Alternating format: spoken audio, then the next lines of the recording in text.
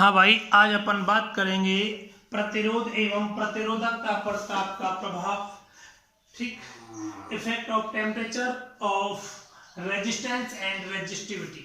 ठीक है ना। प्रतिरोध एवं प्रतिरोधकता पर ताप का प्रभाव मतलब क्या है? आपके पास कोई पदार्थ दे रखा है, उस पदार्थ के ताप में वृद्धि करेंगे तो उस पदार्थ के प्रतिरोध पर क्या प्रभाव पड़ेगा और उसकी प्रतिरोधकता पर क्या प्रभाव पड़ेगा, इस बारे में मुझे क्या करना है, डिस्कस करना है। ठीक है बेटा, चलो भाई मैं मान लेता हूं, माना किसी पदार्थ का 0 डिग्री सेल्सियस टेम्परेचर पर 0 डिग्री सेल्सियस टेम्परेचर पर प्रतिरोध कितना है, R0 है या R0 है। तब उसी पदार्थ का T डिग्री सेल्सियस पर प्रतिरोध कितना होगा बेटा, R इंटू टी। अगर मैं प्रतिरोध के बारे में बात करूंगा तो प्रतिरोध को R0 और RT से डिनोट करेंगे।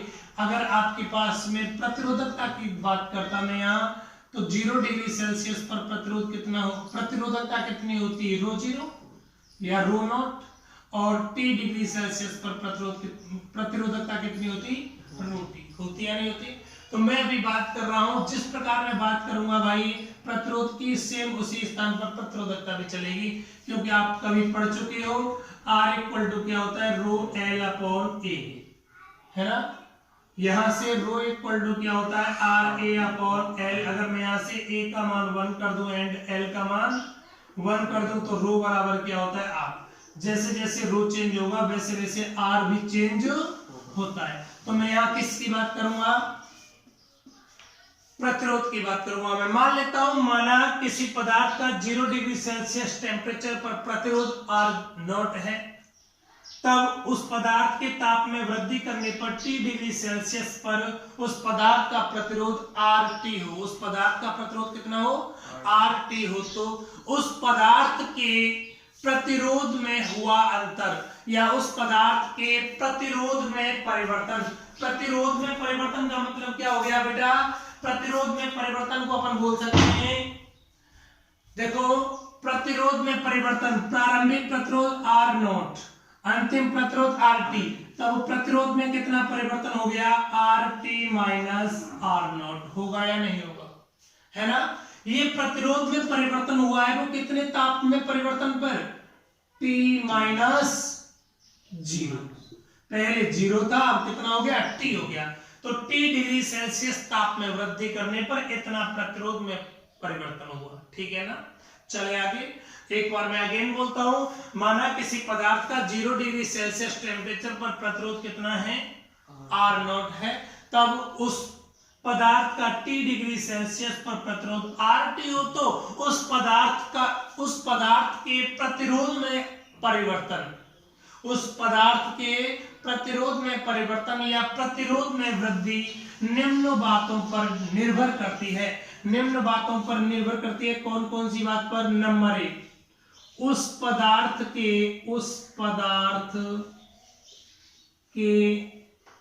प्रारंभिक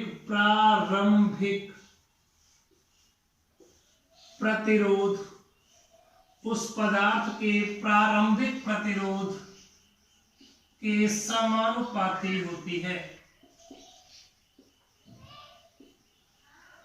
बेटा एक्चुअली हम ये सेंटेंस बोल रहे हैं, ये प्रैक्टिकली अपन को प्राप्त होता है ना।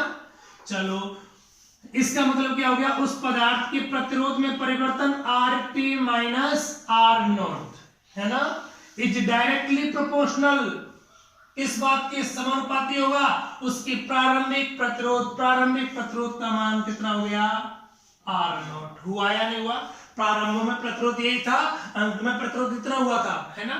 चलो समीकरण 1, पहला तो इस बात के ऊपर निर्भर करता है, और दूसरा उस पदार्थ के ताप में परिवर्तन, उस पदार्थ के ताप में परिवर्तन के समानुपाती, उस पदार्थ के ताप में परिवर्तन के समानुपाती होता है। इसका मतलब क्या हो गया, उस पदार्थ के ताप में जितनी ज्यादा वृद्धि करोगे उस पदार्थ का प्रतिरोध भी उतना ही क्या होगा, अधिक होगा। ये तो रहा है ना। इसका मतलब क्या हो गया, उस पदार्थ के प्रतिरोध में अंतर RT minus R0 is directly proportional, उसके ताप में परिवर्तन डेल्टी। ये क्या आ गया समीकरण 2, है ना। ताप में परिवर्तन, अरे यार आप कंफ्यूज हो रहे होंगे डेल्टी क्या बीमारी है। डेल्टी आपका T2 माइनस T1 या T माइनस 0। T2 अंतिम टेम्परेचर हो गया, T1 प्रारंभिक टेम्परेचर हो गया, यही है ना।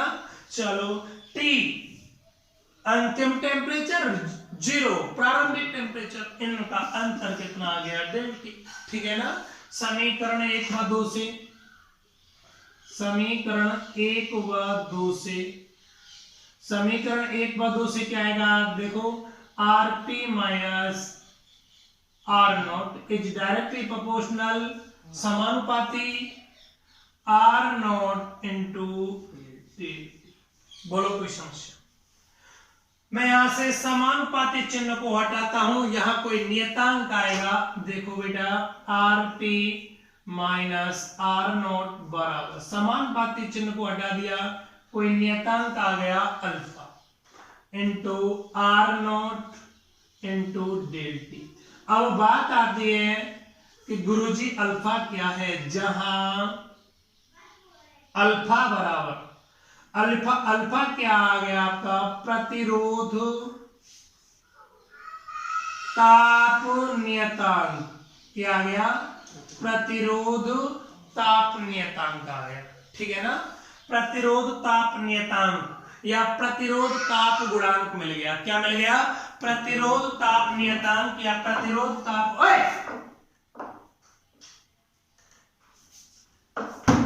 प्रतिरोध ताप नियतांक या प्रतिरोध ताप गुणांक मिल गया, है ना। चलो भाई यहां से मैं अल्फा का मान निकालना चाहूं तो अल्फा बराबर क्या मिलेगा, RT minus R naught upon R naught into delta t. आएगा या नहीं आएगा, आएगा। बेटा मुझे यहां बात करनी है कि जो अल्फा है, इस अल्फा का मात्रक क्या है। देखो ऊपर RT माइनस R नॉट, इसका मतलब ऊपर का मात्रक क्या आएगा R का मात्रक क्या आएगा ओम, और नीचे भी R है, R का मात्रक क्या आएगा ओम, इसका मतलब ओम से ओम कट गया, क्या बच गया 1/T, क्या हो गया सेकंड। इसका मतलब क्या आ गया, इसका मात्रक आएगा आपके पास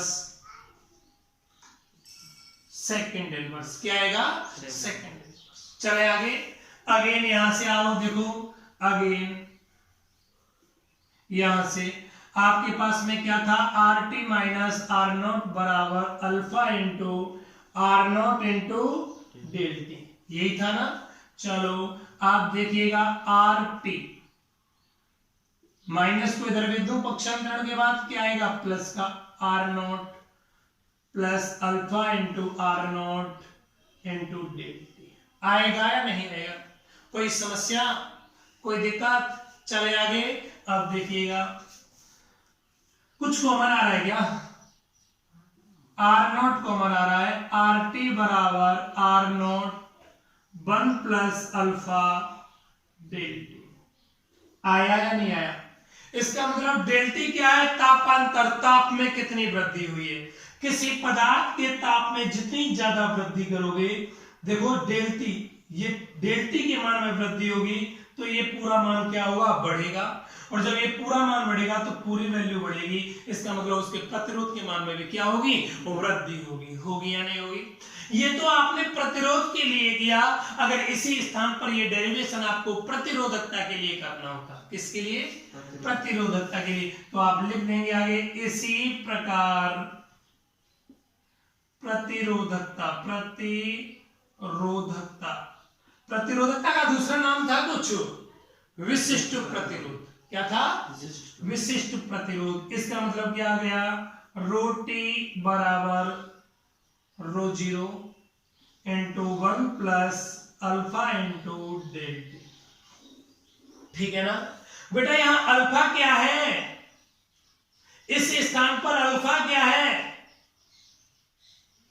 प्रतिरोधकता ताप नियतांक। यहां प्रतिरोधकता की बात करोगे तो प्रतिरोधकता ताप नियतांक हो जाएगा, और यहां क्या था प्रतिरोध ताप नियतांक। कोई समस्या, कोई दिक्कत? अभी तो मैंने किसी पदार्थ के ताप में परिवर्तन किया था, वो 0 डिग्री से कितना गया था, T डिग्री सेल्सियस तक किया था। हो सकता है किसी पदार्थ का प्रारंभ में टेम्परेचर T1 हो, तो प्रारंभ में कुछ प्रतिरोध होगा, वो प्रतिरोध कितना होगा, R1। अंत में कितना टेम्परेचर कर दिया, T2 कर दिया, तो अंत में आपके पास में जो प्रतिरोध हो गया वो क्या हो गया, R2। हुआ या नहीं हुआ? हुआ। तो आपका जो ये रिलेशन मिला था, ये रिलेशन इस रूप में कैसे मिलेगा, देखो RT की जगह क्या आ जाएगा, R2 बराबर R1 into 1 plus alpha del T, जहां डेल टी बराबर कितना आएगा, T2 माइनस T1 आएगा।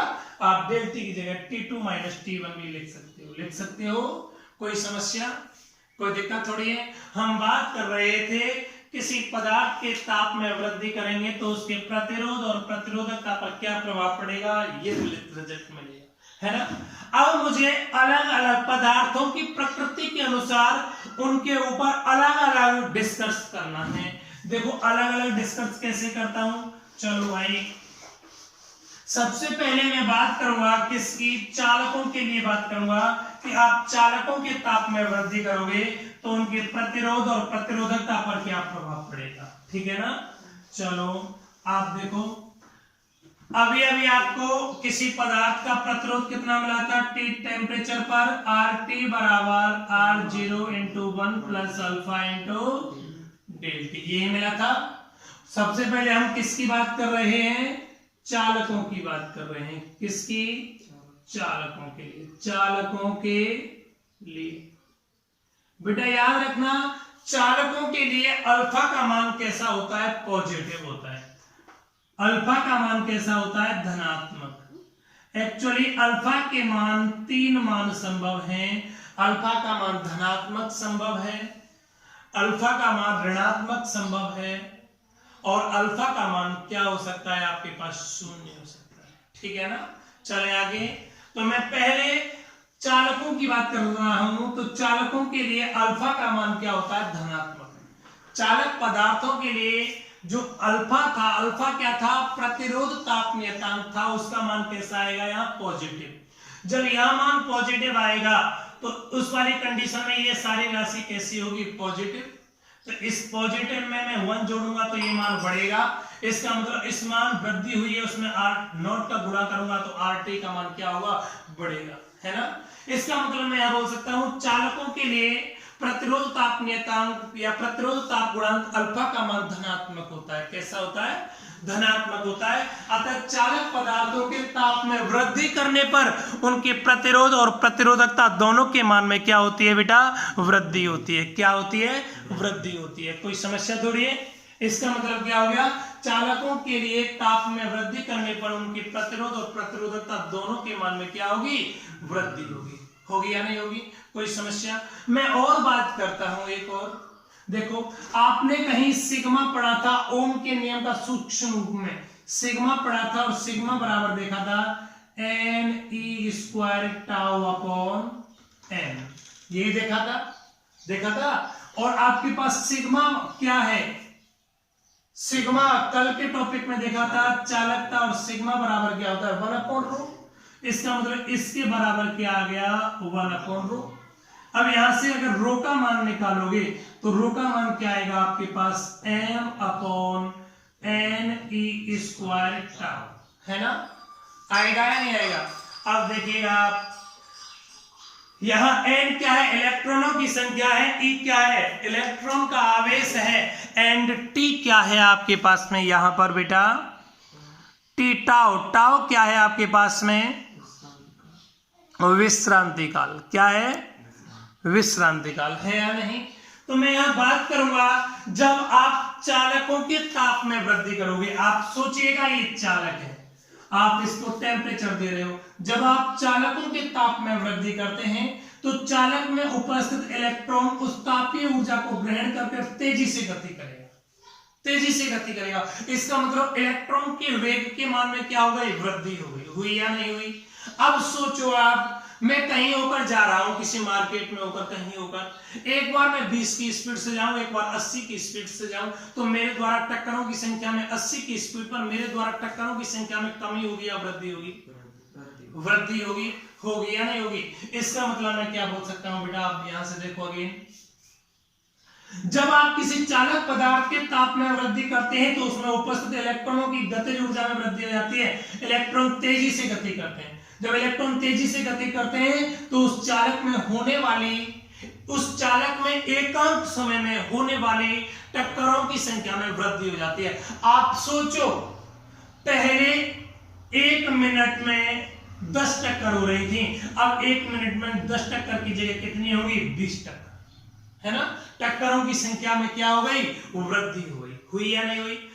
एक चीज पढ़ा था हमने, विश्रांति काल। विश्रांति काल में देखा था आपने कि आपका कोई इलेक्ट्रॉन इधर से जा रहा है, एक इलेक्ट्रॉन यहां से आ गया, तो इन इलेक्ट्रॉनों में टक्कर हुई, तो ये इलेक्ट्रॉन इधर चला गया और ये वाला इलेक्ट्रॉन इधर चला गया। ये इलेक्ट्रॉन इधर जा रहा है, कोई दूसरा इलेक्ट्रॉन इधर से आया, उससे टक्कर की, अब इलेक्ट्रॉन इधर चला गया, है ना? अब इधर गया, इधर से कोई और इलेक्ट्रॉन आ रहा होगा, उससे टक्कर की। ये अनियमित रूप से ये इलेक्ट्रॉन है वो क्या करते रहते हैं? गति करते रहते हैं और टक्कर करते रहते हैं चालक के अंदर। ऐसे ही कंडीशन थी। तो यहां हम बात कर रहे थे विश्रांति काल। विश्रांति काल क्या था? किसी इलेक्ट्रॉन की किन्हीं दो क्रमागत टक्करों के मध्य, एक टक्कर यहां हुई, एक टक्कर यहां हुई, इन टक्करों के मध्य जो लगा समय है, वो लगा समय क्या कहलाता है? आपका विश्रांति काल कहलाता है। इसे क्या कहते हैं? टाउ। विश्रांति काल क्या था? किसी चालक के अंदर किन्हीं दो क्रमागत टक्करों के मध्य लगा समय क्या कहलाता है? विश्रांति काल कहलाता है। यही बात थी। तो मैं आपसे ये बात कर रहा हूं, ये चालक पदार्थ है, इसमें 1 सेकंड में होने वाली टक्करों या 1 मिनट में होने वाली टक्करों की संख्या में वृद्धि हो गई। तो आप ये बताओ, विश्रांति काल के मान में कमी होगी या वृद्धि? विश्रांति काल के मान में कमी होगी या वृद्धि? बताओ भाई, आप ये बताओ। मैं एक दिन में पहले तो 10 टक्कर करता था, अब एक दिन में 20 टक्कर करने लग गया, तो मेरा विश्रांति काल अब कम हुआ या ज्यादा हुआ? विश्रांति काल क्या था? कोई भी दो क्रमागत टक्करों के मध्य लगा समय, है ना? पहले एक दिन में, मतलब आप सोचो 10 घंटे में 10 टक्कर कर रहा था, अब 10 घंटे में कितनी टक्कर कर रहा हूं मैं? 20 टक्कर कर रहा हूं। तो विश्रांति काल अब कितना हुआ? आधा घंटा हुआ। हर आधा घंटे में मेरा क्या हो रहा है? टक्कर हो रही है। किन्हीं दो टक्करों के मध्य लगा समय क्या हो गया? विश्रांति काल हुआ। तो इसका मतलब क्या हो गया? जब आप किसी चालक है, जब किसी चालक को ताप देंगे तो इलेक्ट्रॉनों की गतिज ऊर्जा बढ़ेगी, इलेक्ट्रॉनों की गतिज ऊर्जा बढ़ेगी तो टक्करों की संख्या बढ़ेगी, और टक्करों की संख्या बढ़ेगी तो विश्रांति काल कौन है? टाउ। टाउ के मान में क्या होगी? कमी होगी या नहीं होगी? होगी। विश्रांति काल टाउ के मान में कमी होगी। आप देखो, रो बराबर m/n/e² टाउ। टाउ के मान में कमी होगी तो रो के मान में क्या होगी? वृद्धि, है ना? एक फंडा दूसरा निकल के आ गया। जब आप किसी चालक के ताप में वृद्धि करेंगे, जब आप किसी चालक पदार्थ के ताप में वृद्धि करेंगे तो उस चालक में उपस्थित इलेक्ट्रॉन तापीय ऊर्जा ग्रहण करके, कौन सी ऊर्जा? तापीय ऊर्जा ग्रहण करके तेजी से गति करेंगे। कौन गति करेंगे तेजी से? इलेक्ट्रॉन। और जैसे ही इलेक्ट्रॉन तेजी से गति करेंगे उस वाली कंडीशन में क्या होगा बेटा? जैसे ही यह इलेक्ट्रॉन तेजी से गति करेंगे तो ये इलेक्ट्रॉन जल्दी जल्दी टक्कर करेंगे, और जितनी जल्दी टक्कर करेंगे उस वाली कंडीशन में उनका उतना ही विश्रांति काल क्या होगा? कम। मतलब ताप में वृद्धि करने पर टक्करों की संख्या बढ़ती है, विश्रांति काल के मान में क्या होती है? कमी होती है ना? और विश्रांति काल के मान में कमी होगी तो प्रतिरोध और प्रतिरोधकता के मान में क्या होगी? वृद्धि, है ना? इसका मतलब चालकों के ताप में वृद्धि करने पर उनके प्रतिरोध और प्रतिरोधकता दोनों के मान में ही क्या हो जाती है? वृद्धि हो जाती है। क्या हो जाती है? आप ये बताइएगा मुझे, जब किसी चालक के प्रतिरोध और प्रतिरोधकता में वृद्धि होगी तो चालकता पर क्या प्रभाव पड़ेगा? जब प्रतिरोध और प्रतिरोधकता में वृद्धि होगी तो चालकता क्या हो जाएगी? घट जाएगी, कम होगी, है ना? तो चालकों के ताप में वृद्धि करने पर प्रतिरोध और प्रतिरोधकता के मान क्या हो जाते हैं? बढ़ जाते हैं, और चालकता क्या हो जाती है? घट जाती है ना? इस बात को मैं बोल सकता हूं, ताप में वृद्धि करेंगे तो प्रतिरोध भी बढ़ेगा प्रतिरोधकता भी बढ़ेगी और प्रतिरोध भी बढ़ेगा और उस पदार्थ की चालकता होगी, वो चालकता क्या हो जाएगी, घट जाएगी। घटेगी या नहीं घटेगी? ये चालकों के लिए हो गया। चलो अर्धचालकों के लिए देखो, अर्धचालकों के लिए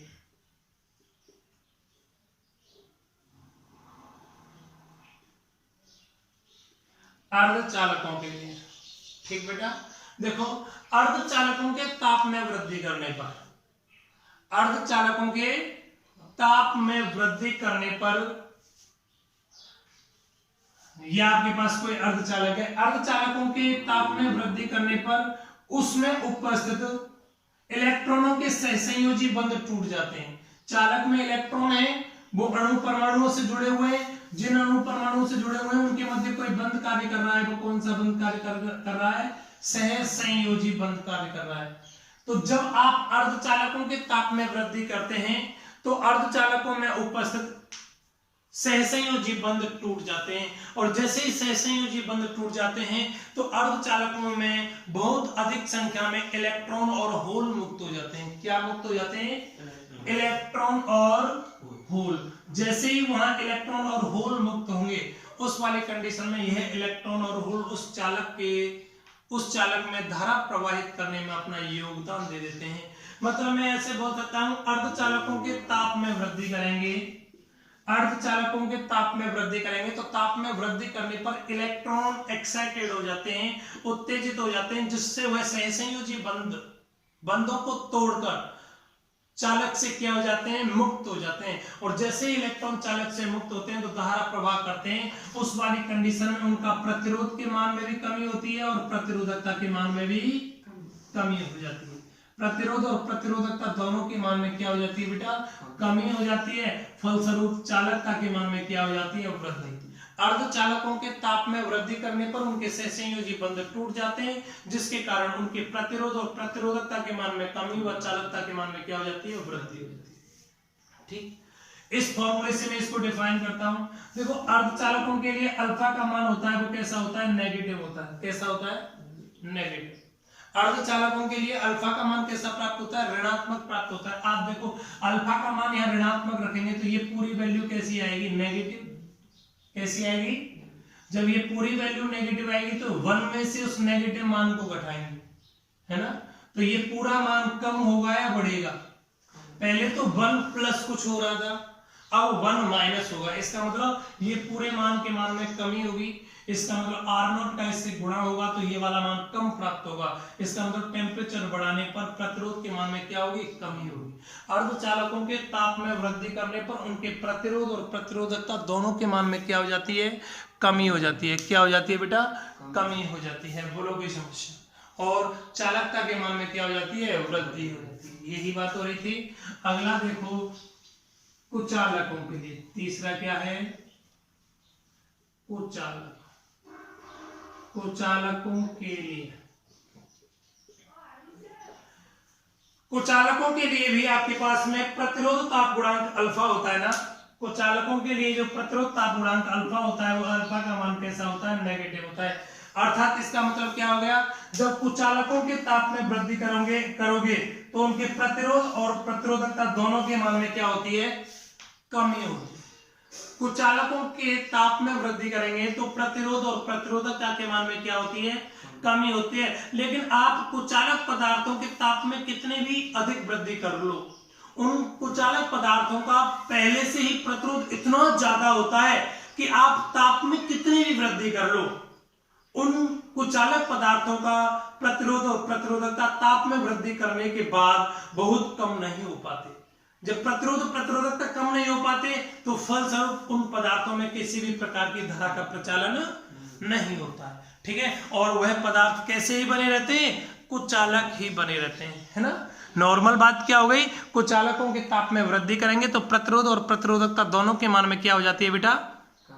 कमी होती है। चालकता में क्या होती है? वृद्धि होती है। लेकिन आप कुचालकों का कितना भी ताप ज्यादा कर लो, चाहे आप 100 डिग्री सेल्सियस कर लो, लेकिन उस वाली कंडीशन में उन कुचालक पदार्थों में से इलेक्ट्रॉन मुक्त नहीं हो पाते हैं और वो धारा का प्रवाह नहीं कर पाते। कौन?